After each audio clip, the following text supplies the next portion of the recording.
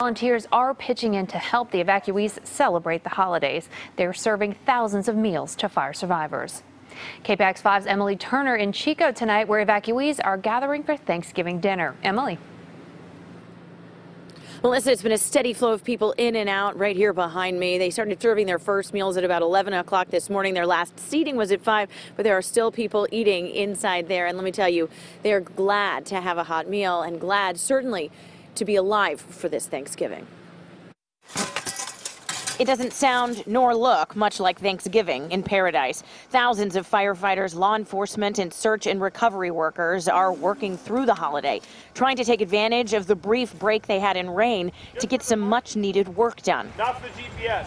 Santa Rosa's Ronnie Duvall is also working on his holiday. He started Christmas in Coffee Park after last year's fires, and now he's bringing it to Paradise. It's very important that everybody understands that they're not alone.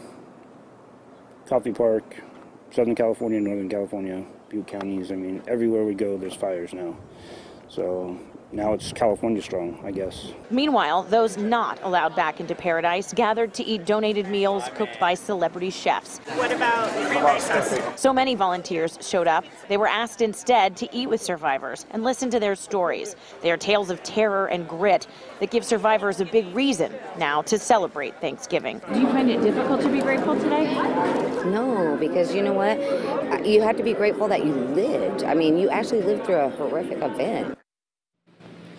And for the vast part of today, it was dry, but as you can tell, it's now starting to rain again. It's really the second round of storms that these emergency officials are concerned about because it has the potential to drop more than 1 inch of rain inside of an hour, which is kind of the threshold that they're looking at for those debris flows that you were talking about, as well as the flash flood warnings that they have as a possibility here in Butte County. So certainly emergency officials are going to be keeping a close eye on this weather. Guys?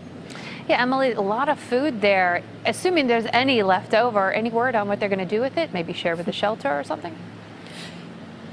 You know, I think that they're going to start passing it out. They started here.